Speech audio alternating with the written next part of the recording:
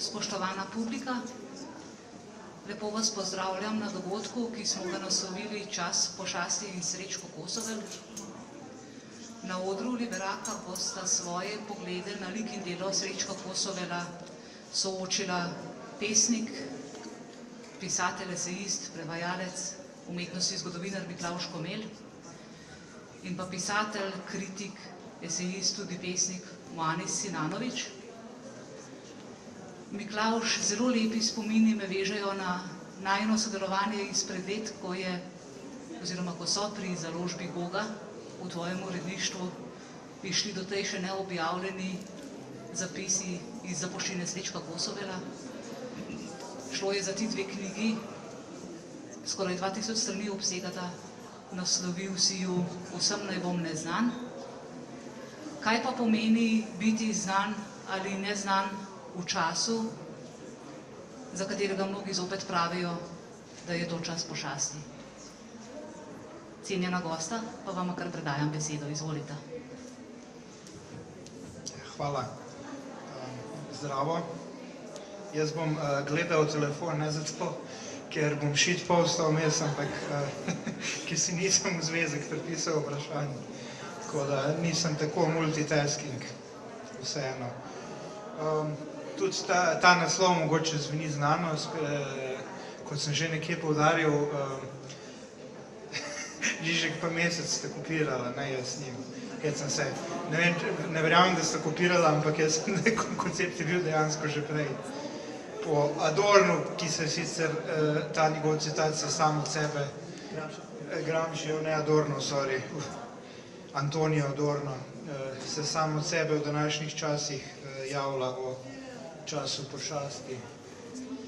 Miklavž, kot je bilo že predstavljeno in kot verjetno že odprej veste, je človek, ki se ukvarja s številnimi stvarmi na področju književnosti.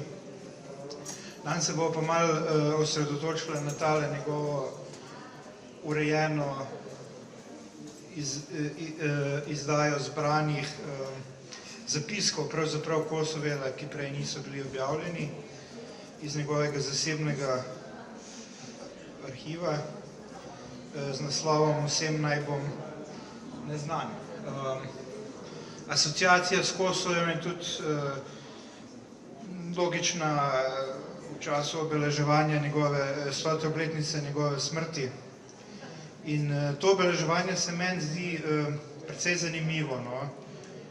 Poudarja neke vidike kulturne zavesti, ki sem jih mogoče prej spregledal ali pa mi niso bili tako očitni. Recimo, da velja v splošni neki zavesti, ki rada dela hierarhije in tako naprej, da sta Prešeren in Kosovel dva največja slovenska pesnika. Obenem pa se mi zdi njuna recepcija zelo različna. Prešeren je nek pesnik, seveda v splošni interpretaciji statusa quo, je pesnik državnih proslav, državotvornosti, nekega konsenza in v bistvu neke mogoče meščanske tudi bitke za interpretacijo tega, kaj sploh je državnost, ki se potem vsako leto odvija na odru Cankarjevega doma ob kulturnem dnevu. Medtem pa se mi zdi, ko letos spremljam to produkcijo ob obeleževanju Kosovelove smrti, da je ta v bistvu precej bolj lucidna, precej bolj kreativna nekako, da sproža različne razmisleke, asociacije, celo mogoče neke čustvene navezave, da ta tragični lik Kosovela, ki je umrl mlad, kliče k nekemu nadaljevanju, dopolnjevanju interpretacij. Kako pa ti vidiš recepcijo obeh pesnikov v naši kulturi? Ja, bi se kar strinjal, kar seveda ne pomeni, da se ne bi bilo mogoče odkriti tudi pri Prešernu nekih dosti bolj živih ali pa stvari, ampak za splošno recepcijo pa sigurno velja, recimo, če bi sicer te primerjave so vedno nimajo posebenega smisla, ampak če bi, ne vem, primerjal, ne vem, s portugalsko književnostjo, recimo Prešeren, Kosovel bi bilo recimo eno tako razmerje kot, ne vem, Camões, kot tisti nacionalni pesnik, na katerem se utemeljuje kodifikacija literarnega jezika in potem tudi te, bi rekel, atributi državnosti, in potem Fernando Pessoa, ki je pa en pesnik, ki je, kako bi rekel, ne glede na to, kako je slavljen, ohranja seveda po naravi svojega opusa eno neverjetno živost, dinamiko. Čeprav tam ga imajo res do te mere že eksploatiranega, da imaš, ne vem, na bančni kartici njegov vers iz te tabakerije.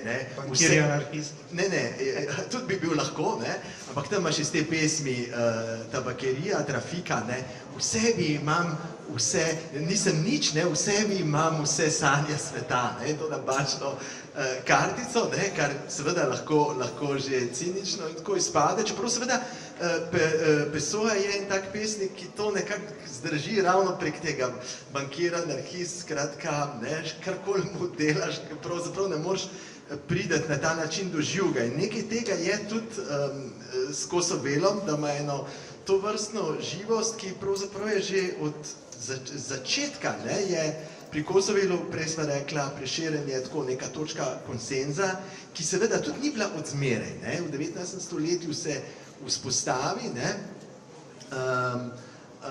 ampak je tudi zanimivo, da se recimo Prešeren kot ta lik vzpostavitve naroda, lahko bi se, ne vem, imaš potem drugega kandidata iz 16. stoletja, Primož Trubar, ki je tudi recimo figura, ki ima seveda tudi to kanonsko vrednost, ampak se je dosti kasneje vzpostavila ravno zaradi teh ideoloških bojev, recimo še v 20. stoletju, to ni bila, je bila pač v tem zaradi protestantizma in tako naprej, je bila ena figura, ki ni pravzaprav na ta način obča identifikacijska postala. Zanimivo je, če beremo Kosovela, ima zelo močno pravzaprav dialog ponekod z Trubarjem vzpostavi, s Trubarjem kot neko tako revolucionarno tudi figuro, hkrati religiozno figuro, nekje reče Trubar mističen pojav, mislim, Kligvenem tukaj zapisal, tako da te stvari, te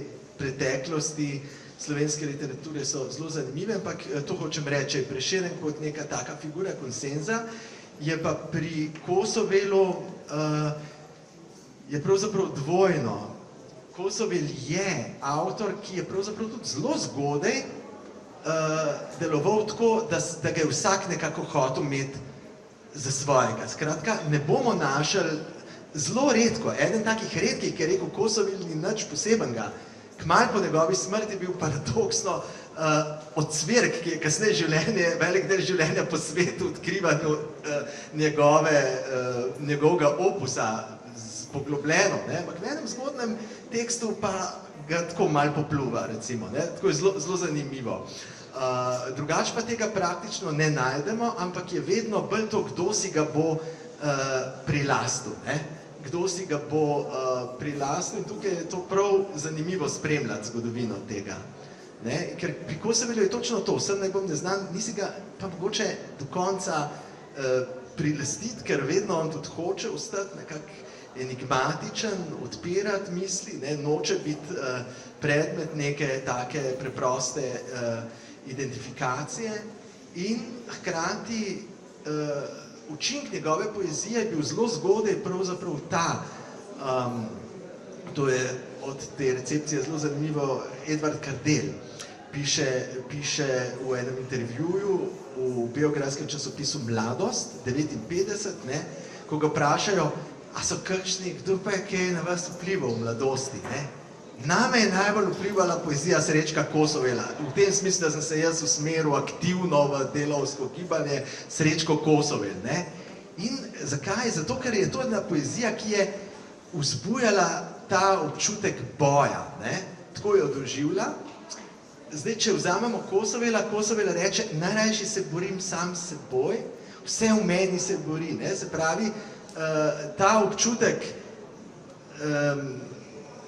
boja, spodbujanja k boju se dogaja prek tega tudi notranjega boja v njem samem. In ravno to je seveda tisto, kar tako močno deluje. Ne? On gre sam skozi vsa protislovja, jih nekako v sebi vase spravi visoke napetosti in to zelo zavestno počne. Ne? Ker Kosovel je res pesnik, ki je umrl pri 22 letih, ampak je obenem neverjetno reflektiran. Tudi pesnik, ki poskuša sočasno teoretsko razmišljati o poeziji, seveda velik del tega je ostalo v fragmentih, v snutkih, nekaj je tudi tukaj objavljeno prvič, ampak skratka človek, ki je prepričan v tem, kako poezija potrebuje nek dialog z mišljenjem, ne? Je tudi sama seveda oblika mišljenja, hkrati pa tudi teorijo razume na zelo specifičen način, ker zapiše vers Mistična luč teorije. Super. Zdaj ta asociacija na Kardelja me je malo pritegnila, če lahko za trenutek gremo v digresijo ali pa pod črto. Nekje sem zasledil, mislim, Kosovel je imel nek aktiven, vsaj v določenem obdobju odnos do delavskega vprašanja in tudi do delavstva. Na vse zadnje je, če se ne motim, umrl ravno po predavanju v Zagorju, ne, delavcem. Nekje sem zasledil tudi, da je imel dosti tak ambivalenten odnos do partije. A mogoče veš kaj? Nisem pa uspel priti do nekih bolj podrobnih zadev. Ja, tukaj je cela zgodba, ki je seveda kot marsikje pri Kosovelu so določene stvari odprte, se jih lahko različno interpretira. Mislim, kakšnih stvari tudi ne vemo, recimo, ne vem, konkretno o tem njegovem zadnjem predavanju, ne, ve se, da pač po tem predavanju so ga tovariši nekako so šli domov njega, so tam pustili v ledenem mrazu, on čakal na vlak, zdaj ne ve se pa zakaj, ne? Ali so bili tako nemarni, ali so se skregali. Recimo profesor Vrečko v monografiji pol že, mogoče je bil pa to začetek spora na literarni levici v Sloveniji, ne? Samo o tem ne vemo res nič, ne? O tem ne vemo res nič, zdaj če vzamemo, ne vem, od njegov odnos do komunistične partije, je tak, da generalno se ji on približuje skozi recimo svoje obdobje in postaja bližji. On je pravzaprav v tem zgodnejšem obdobju, on je pri nekem časopisu Videvdan, ki je tak bolj liberalno-jugoslovanski, recimo. In od tega se potem pomika nedvomno na levico, na levo, že, ne vem, tudi leta 24, začetek, ne vem, napiše sonete ob smrti Lenina in tako naprej. Hkrati taka dvoumna stališča, ne vem, o revoluciji, o tem vzpostavlja, nekaj pravi, to je problem, poskuša pač ohranja tam do sredine 25 eno bolj dvoumno stališče. Potem leta 25 se pa zgodi tisto pri njem zelo pomembna stvar, o katerih piše v pismih Fanici Obid. V meni se je zdaj zgodil en velik preobrat, velik prevrat se dogaja v meni in zdaj lahko se ga različno interpretira spet, ne. To je sigurno en eksistencialen prevrat, lahko se ga kot politični prevrat, recimo. Jaz bi rekel, da je, če pač, kakor bi jaz bral ta pisma, bi rekel, da je to v osnovi eksistencialen prevrat, ki ima politične posledice zanj. Namreč on na en nov način pogleda na svoje življenje, z tiste perspektivi, ki jo on reče, veseli, dinamični, relativni, gledamo življenje zdaljav smrti. Skratka, zelo postavi na nož to dvojnost življenje, smrt, imamo samo življenje in smrt, eno tak prav eksistencialistični razmislek, piše v svojih dnevnikih takrat o človeku, ki, ne vem, je pred tem, da umre in z perspektive smrti gleda na celo svoje življenje. Nekako eno potujitev, ta misel bližine, zavesti v smrti mu vzpostavi in iz te potujitve on pravzaprav To ne pomeni zanj, bi rekel, neko distanciranje od političnega delovanja, ampak ravno nasprotno. Ko on vzpostavi eno tako potujitev, tako distanco, se nenadoma lahko bolj približa tem komunistom, mladim, s katerimi se je že prej družil, recimo z Vladimirjem Martelancem, jutri bo Živadinov pa Andraž Jež bosta imela en pogovor o Vladimirju Martelancu, to bo zelo zanimivo, ne? On je bil že tam od leta 1923, njegova direktna vez komunistično partijo. On se jim bolj približa ravno tudi v luči tega, ker se mu naenkrat te razlike med njimi več ne zdijo tako pomembne. Ne? Se pravi, on potem se akcijsko dosti bolj poveže s temi ljudmi, hkrati pa seveda reče, ampak jaz ostajam nekak dogmatizma, pa ne sprejemam. Ne? In obstaja celo en zapis, ki ga lahko datiramo v tisto obdobje, kjer je pač kot nek dialog napisan, a ste komunist? Ne, ampak za njimi stojim. Ne? Ena to vrstna, on takrat potem tudi bere, ne vem, Buharina, Rozo Luxemburg, potem tudi Bratko Kreft piše, je pa verjetno eden od vplivov spet na to zbližanje s komunistično partijo poleti 25, tudi določene teze ravno Vladimirja Martelanca o nacionalnem vprašanju, ki jih je on takrat formuliral in jih je tudi nekako uspel znotraj komunistične partije Italije nekako uveljaviti kot njihovo stališče do slovenskega nacionalnega vprašanja. Zdaj tlele nisem zato glih specialist, on je urejal to revijo Federacion Balkanik, Balkanska federacija, ne, ampak skratka konceptualiziral je neko možnost mogoče od vseh tedanjih strank nasplošno, že v 20 letih, potem kasneje pa spet v 30 na nekih novih osnovah, je komunistična partija ponujala najbolj, bi rekel, progresivno in tudi tako stališče rešitve nacionalnega vprašanja slovenskega, ki je bilo zelo akutno v tistem času, ker je bila, kot vemo, slovensko ozemlje, velik del je bil pod Italijo, ki je pod fašizmom začela direkt raznarodovalno delovati. Po drugi strani tudi ta kraljevina Jugoslavija je bila, kako bi rekel, dost, recimo Kosovel, nikakor se niso identificirali z njo, so jo spet videli kot en končno tudi dosti fašistoiden projekt, ker ko mi gledamo, recimo, če govorimo o 20 letih, ne vem, o komunistih, fašistična Italija, recimo, to pač rečemo tako, ne vem, fašizem in dobimo zraven vse te konotacije, ampak recimo leta, ne vem, 24, ko je že fašizem na oblasti v Italiji, pa v Jugoslaviji, recimo komunistična partija je bila mnogo bolj preganjena v Jugoslaviji kot v Italiji. V Italiji je lahko še legalno delovala, recimo Černigoj se je umaknil iz političnih razlogov iz Ljubljane v Trst, kjer je lahko še nekaj let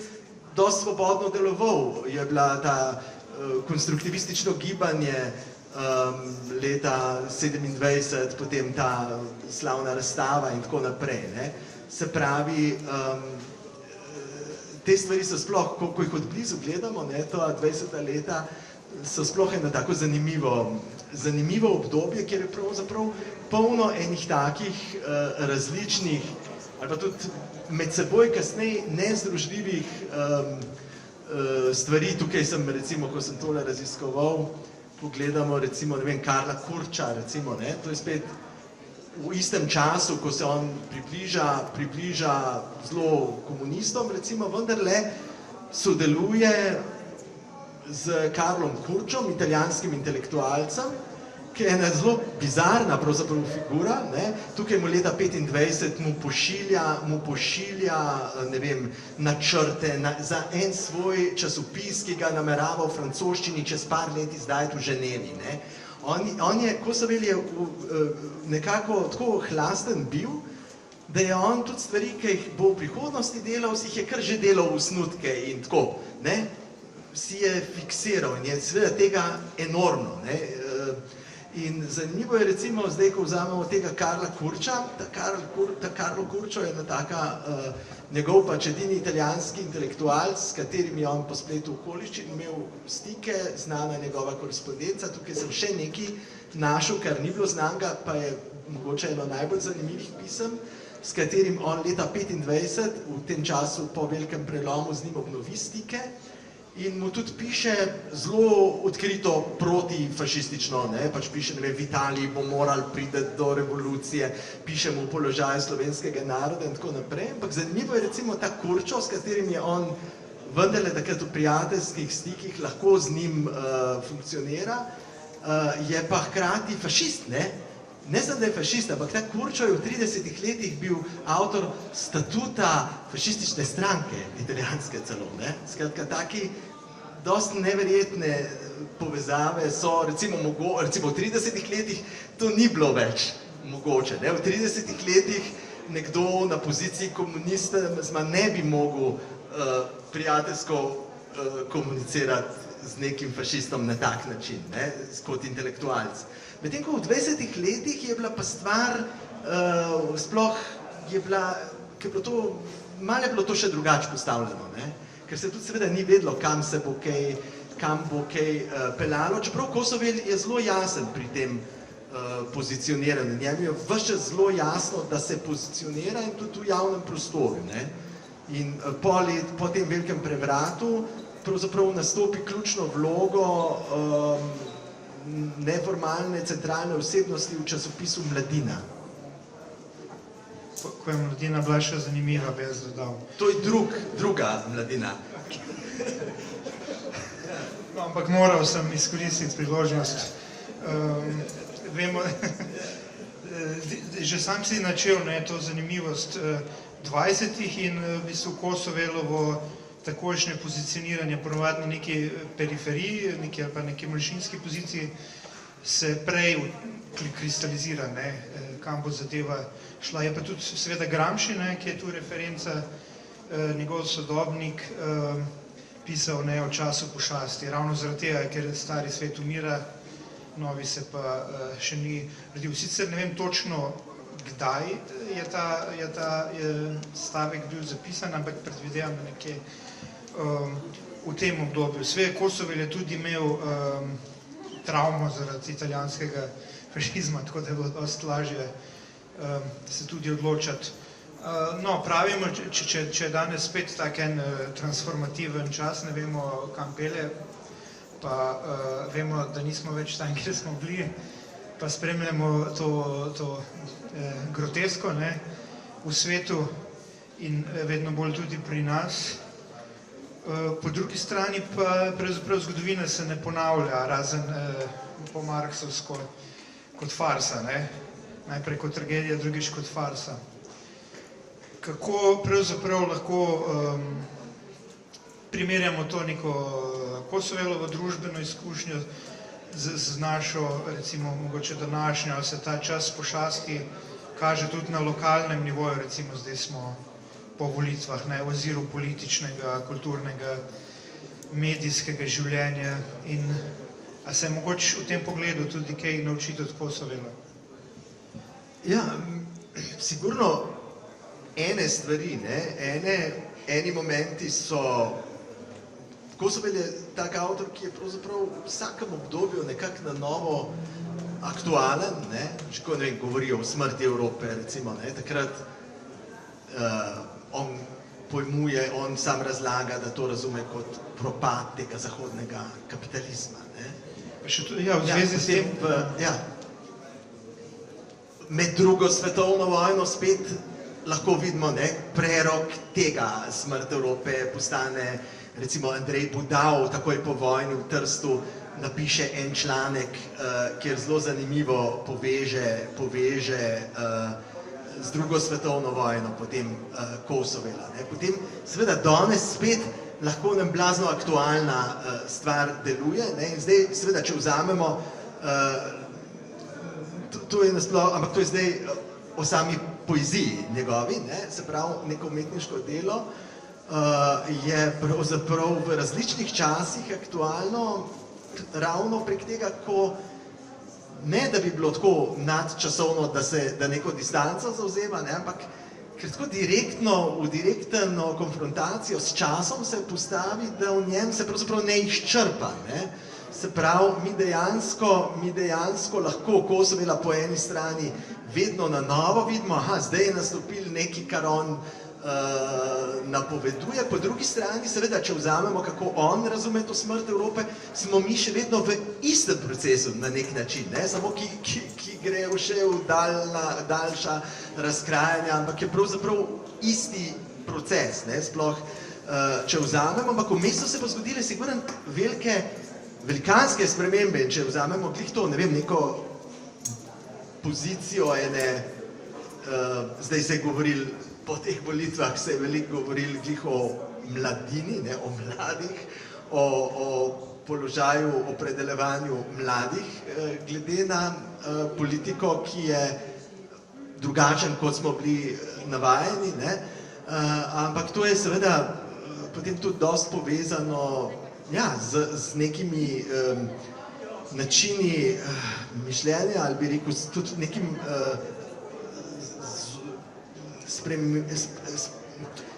če rečemo nekim, to so lahko vedno bolj obsojajoče, moralistične, ne, padcem neke ravni intelektualne, tako, ampak prenos, kako bi rekel, v en drug način komuniciranja je šlo sigurno dosti bolj simplificiran, če mi vzamemo, ne vem, Kosovelov čas, takrat je bil recimo en slovenski prostor, ne, neprimerno bolj diferenciran in artikuliran. Takrat so pač že mladi v gimnazijah, to so, pravzaprav je bila ena splošna težnja, saj pač pri teh, ki so nekako poskušali študirati od gimnazijske ravni naprej, po neki artikulaciji svoje pozicije, opredelitvi svoje pozicije, tudi kolektivni, ne, in to je bilo čuda enih gibanj, ki ni bila polarizirana samo na neki preprosti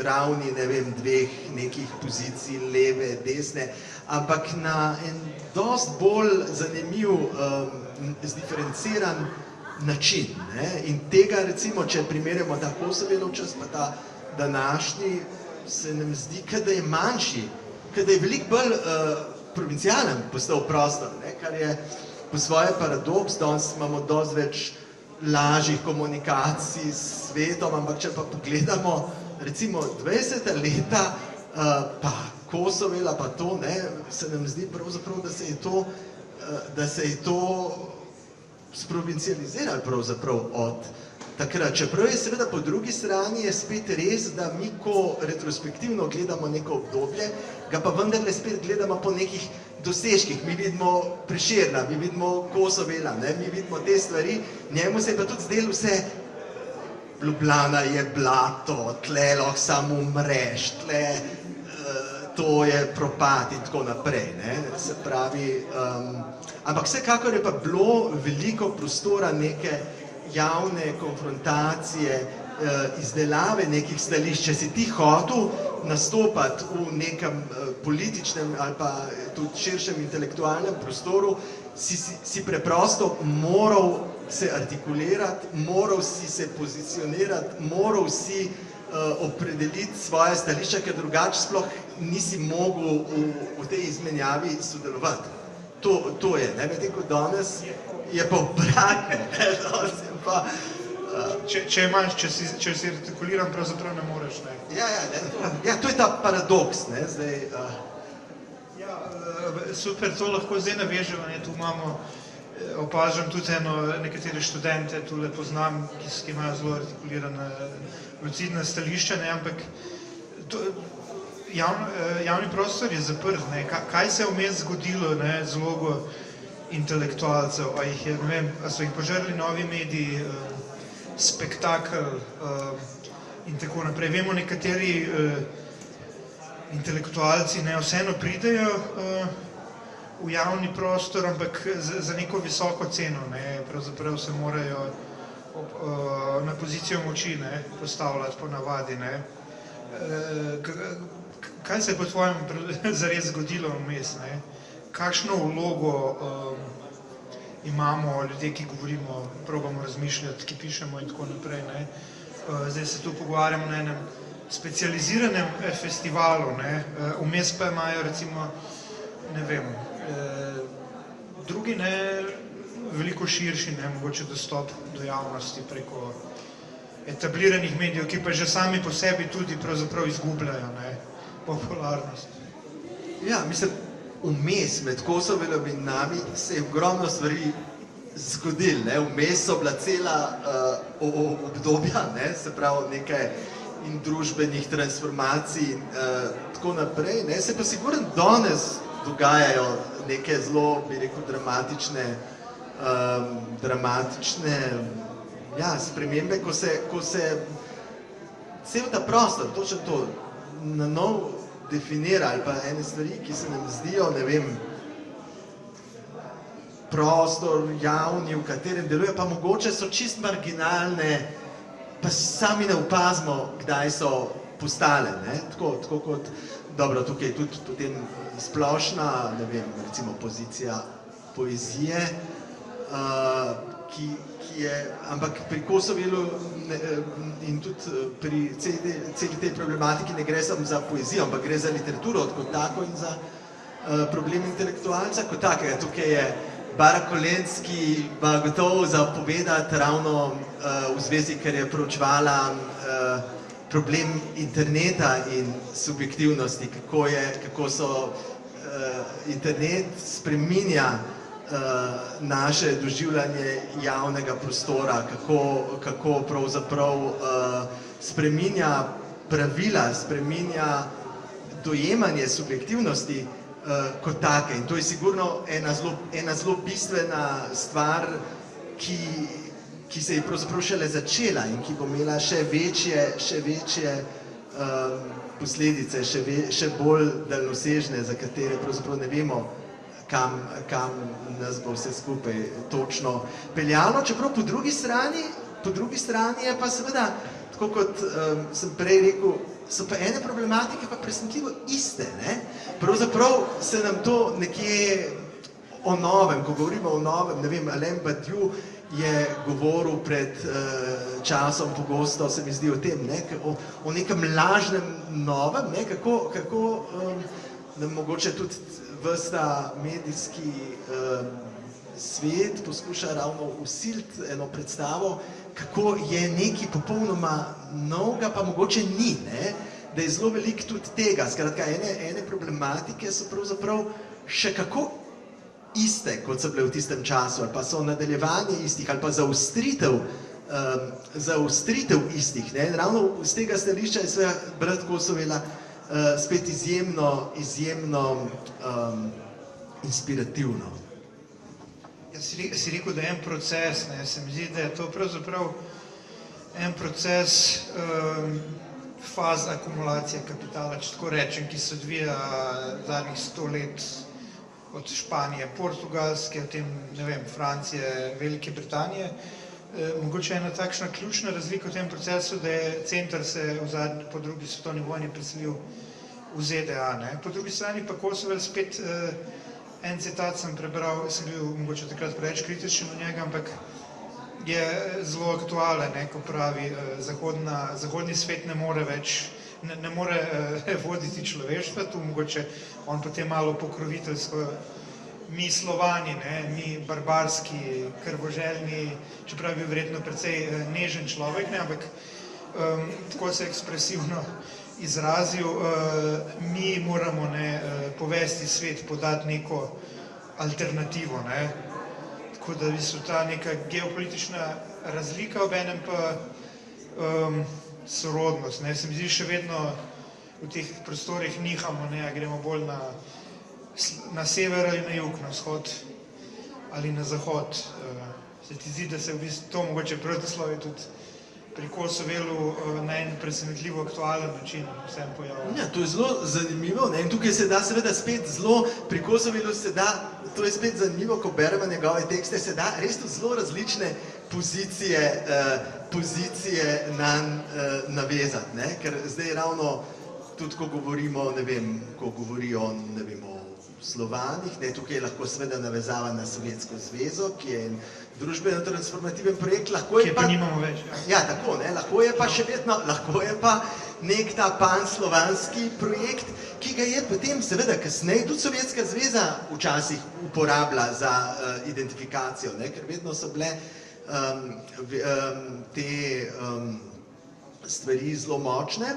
In zdaj, jaz mislim, da on ne reče krvoželjno, ampak polno bolj v tem smislu, ne, barbarsko, pojem barbarsko je pa seveda kot nekaj afirmativnega v 20 letih Ljubomir Misič vzpostavil, ne, v tem zenitističnem gibanju, ne, kjer on pravzaprav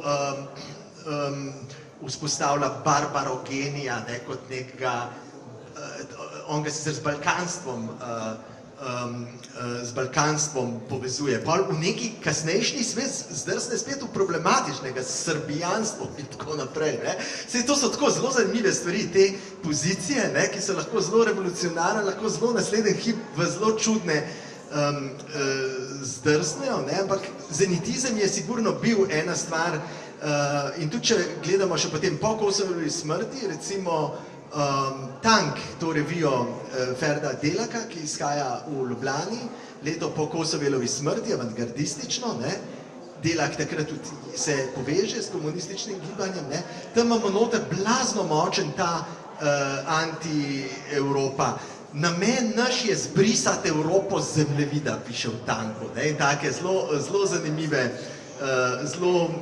zanimive stvari, ki so bile pa seveda lahko tudi pač take deklarativne, ne, po drugi strani eden od virov spet za ta Kosovelova smrt Evrope je pa knjiga, na katero se sklicuje, ki jo je bral, ki pa je izrazito reakcionarna, Špenglerjev Propad Zahoda, ne, knjiga, ki je nanj zelo vplivala in tudi v ozadju tega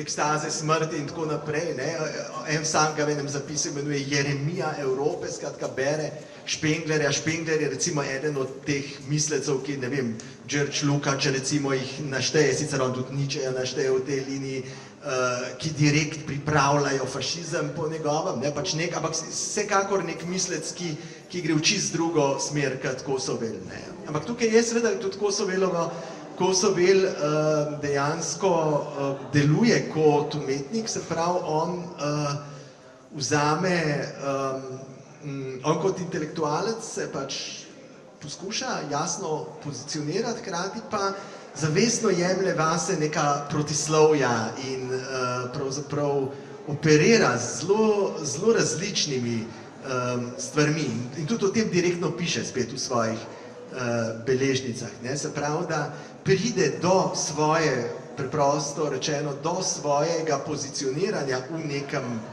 boju, prek tega, da v sebi eksponira boj med različnimi tendencami, različnimi stvarmi. Preden gre naslednje vprašanje, dva anekdotična dodatka k tvojemu odgovoru, apropos Špengler in reakcionarnost in priprava na fašizem. Zadnjič mi je ena znanka, ki je trans oseba, dejala, da je nekdo očital, da je nacij, zato ker bere Špenglerja. Spet pri teh protislovjih in tako naprej. Druga je pa apropo tale dvoumnost barbarogenija, neonacionalizma, komunizma. Včasih, ko je bil Facebook še glavno družbeno mrežje, je obstajala ena čudovita meme stran z imenom Seksualna tenzija između jugoslavenskog komunizma in srpskog nacionalizma. Žal ne še obstaja?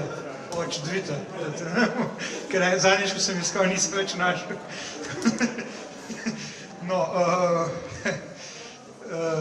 protislovja, ne, več čas se vračaš tem protislovjem, pa mislim, da ne samo pri Kosovenu, no, tudi sam se v lastnem literarnem delu veliko soočaš s tem v svojih esejih, ne, kako vzdržati ali pa misliti ali pa ohranjati, ne, protislove, ker živimo v eni v bistvu civilizaciji, ki ta protislove hoče zbrisati na neko enoznačnost dati.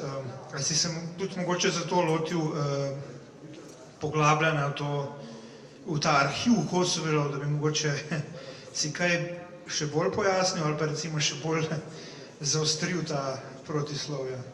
No, gotovo. Zdaj, zakaj sem se lotil poglabljanja v ta arhiv, prvi odgovor je seveda dost preprost pač v tem smislu, da ko sem prvič neko stvar, pisal sem eno razpravo in sem pač en delček Kosovelove zapuščine šel pogledat, me je presenetilo, ko sem pač pri tem prvem pregledovanju prve škatle, ne vem, odkrijem stvari, da so noter zapiski, ki jih ni, v zbranem del, ki jih ni nikjer, skratka, koliko je tega in to me je pač blazno presenetilo, zlasti, ker je bilo upravljenih neki, bi rekel, reviziji njegove zapuščine, Hartingerjeva velika pred tem zadnja, ampak potem gledam in potem mislim, to mogoče bo še za 21 strani, ampak potem sem šel to seveda sistematično gledat. Ta izdaja je seveda tudi po zaslugi založbe tako obširna, če bi se to samo tekste skupaj dali, bi bila mnogo tanjša, ampak to je res taka izdaja, kot si jo take, kako bi rekel, kot jo tudi zaslužijo taki zapiski. Recimo zadnjič sem od Alberta Giacomettija dobil ene zapise, ki je na podoben način tudi narejena. Teh tekstov pa je potem takrat bela knjiga narejena, ampak mi vidimo te lističe, kako to zgleda, kako je to napisan, kako to drhti, ker dejansko je pri določenih velik del teh neobjavljenih zapisov so pravzaprav to, o čemer sem prej govoril, kako si je on že zdaj fiksiral vse to, kar bi on še lahko naredil ali pa namerava narediti, ampak če mi gledamo njegov postopek pisanja, on pravzaprav nikoli ni pisal tako, da si je naredil načrt, pa se je pa k tismu vračal pa elaboriral. Ne, če gledamo njegove pesmi, tekste, eseje, praktično vse je brez popravkov, on je pisal direkt, skratka ni, zelo malo je tekstov, če je pa kaj začel pisati, se pa navadno ni vrnil, je ostal nedokončano, se pravi, si je pa nenehno pisal osnutke za, ne vem, obeležnice in na listke, ne vem, roman Bakterije, pa ima noter zgodbo o dveh, ne vem, svet propada, ne vem, dva znanstvenika naj propada še bolj, treba je pospešiti ta propad, bosta biološki napad na mesto z bakterijami, pa napad se ima neposrečim, pa še ona dva propadata, tak, zelo zanimivo v par stavkih bistva in tega je kar nekaj, takih stvari, vmes so potem vse mogoče, tukaj sem šel potem res sistematično, tukaj sta dve knjigi, potem sem pa dva listka sem našel pa še v Tomaju, potem naknadno, ker sta pa v tretji knjigi, ki je en izbor iz obojega, je še tam, še tisto noter. Seveda se pa ne bi v to spuščal, če me ne bi nekako globoko intrigiralo to vsebinsko, se pravi, to je vedno taka stvar, je nek poskus pogovora, nekaj zapiskov iz tega pogovora se potem tudi v spremnem tekstu napisal, ki, če bi ga zdaj pisal, bi bili najbrž tudi neki drugi poudarki, kot so bili takrat, to so zelo taki iz direktnega soočenja s tem materialom, je pa to res, prej sem na začetku omenjal Fernanda Pessoa, tukaj je res še recimo dejansko primerljiv, seveda je manj časa živel, pol manj, malo še več kot pol manj, ampak ta usoda njegove zapuščine, tudi način obstajanja ima nekaj, kar korespondira s to slavno Pessoevo skrinjo, skratka je skoraj 100 let po smrti še skozi nekaj novega ven prihaja. Zdaj nekako ne bi smel iz tega, kar je vnuku, še drugo, ker mislim, da sem res natančno to pogledal, tukaj je bila Mateja Kralj, a je še tukaj, prejle sem jo, pozdravil, ona mi je tukaj zelo lepo pomagala v tem smislu, ker pri Kosovelovih zapisih najtežje ugotoviti, a je nekaj objavljeno že bilo ali ni bilo. Ker eno so teksti, pa so pa kakšne stvari, ki so skrite v opombah, pa to, kar je Hartinger recimo objavljal, je objavljal nove stvari, ampak ni označil, kaj je prvič objavljeno tam. In tako je, kar se tega tiče, potem ti najdeš neko stvar in rabiš precej časa in Mateja Kralj je pa od oseb, kar poznam, edina znana pamet. Cel opus Kosovila, mislim, skoraj, ali ima pa vse na nečem, ampak pač toliko znana pamet, da če kaj nisem bil, siguren sem jaz ne vprašal. In mi je ona potem to pomagala, no, v tem smislu, da sem kakšno stvar, ki sem mislil, da je neobjavljena, pa je, aha, se tam pa je, ne. Mislim, nekaj je bilo danih, ne večina, ne.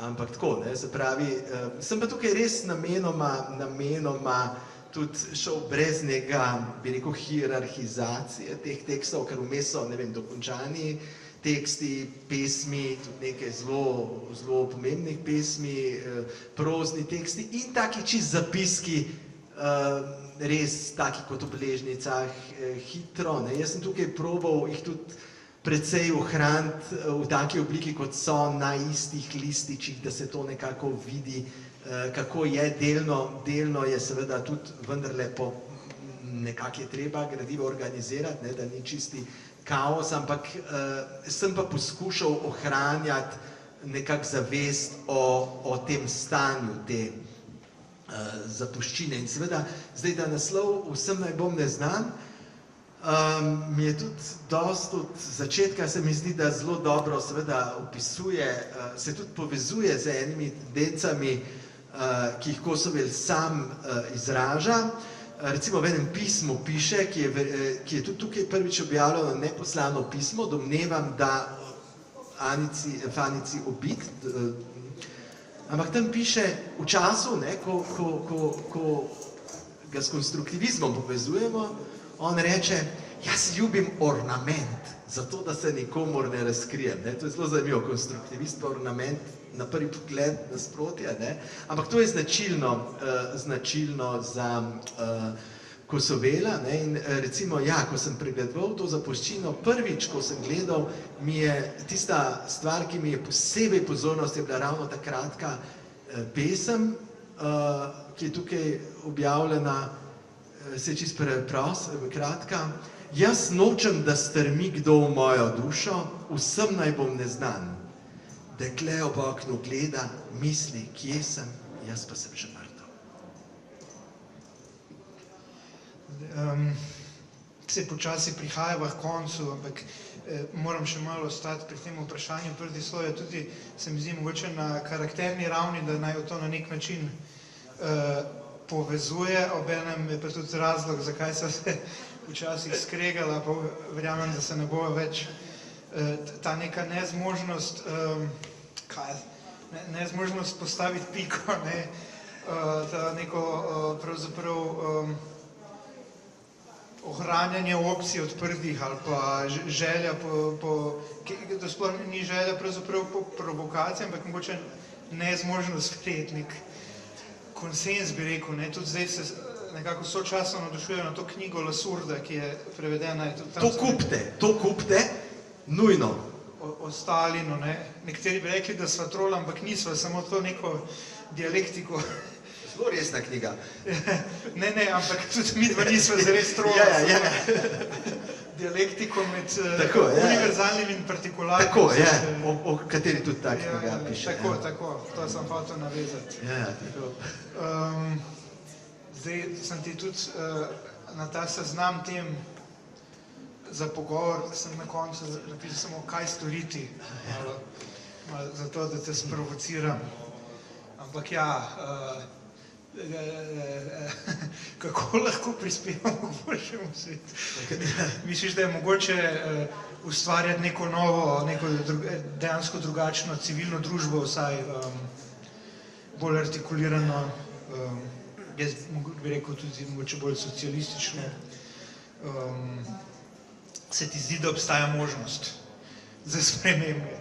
Možnost gotovo obstaja, če je pa ni, če je pa nemogoče, je pa še toliko bolj nujno, ne, je pa tista nemogoče kot imperativ, ne, se pravi, to sigurno, ne. Tako da, to si lepo rekel, ja, midva imava specifičen odnos. Jaz sem izjemno, blazno rad Muhanisa, najlepših ljudi v slovenskem prostoru, nedvomno. Tako včasih pa tako različno, v kakšnih stvarih. Jaz vedno gledam, kaj, pa po kakšnih takih, pa rečem, tlele, zdaj se čist strinjam z Muhanisom vsem, pa rečem, spet se ne, malo različne, kakšne. Ampak tako, v enem takem dialektičnem, zelo zanimivem, ampak siguren Muhanis je najbolj artikuliranih ljudi v slovenskem prostoru, to pa čist nedvomno. Nisem vprašal, zato da bi me hvalil. Ja, mislim, da je tako, zdaj, kaj delati, to je pa naslov knjige, ki boste tudi prebrali, ne? Tako, ja, od Lenina. Tako, ja. Moram tudi Zdaj še še enkrat tukaj, ne, prebrati.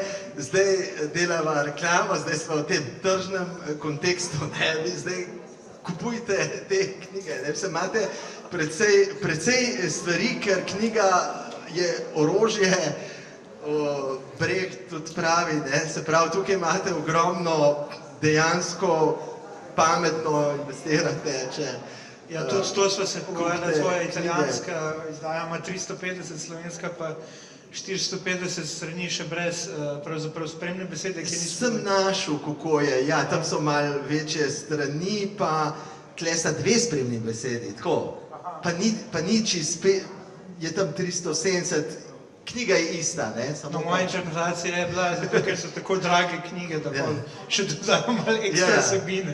Ne, tle sta 2 spremni besedi, ne, tako da... Jaz sem pa tako na konec šel, pa sem videl, da pravzaprav pišejo, zakaj mi ni uspelo dobiti spremne besede. No, ne vem. Ja. 2 sta baska, pa še ni italijanska. Okej. Jaz sem pa brez spremne, jaz sem si čakal, ne, tole, ker sem videl, da bo šlo, sem si original naročil, pa zdaj biti v originalu, ne. Tako, ne, je pa seveda zelo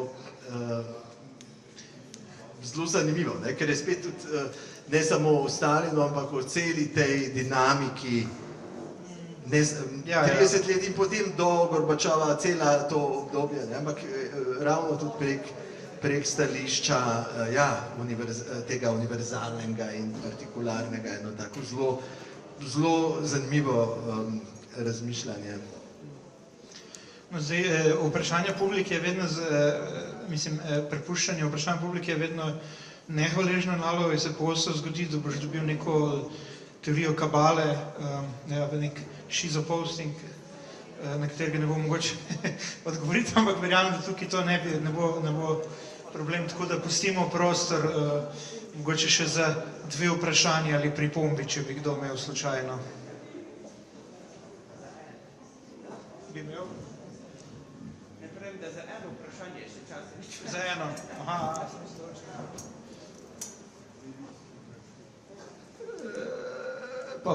Pa ne. Hvala vsem res za pozornost, hvala Miklavžu za en tak razgiban pogovor.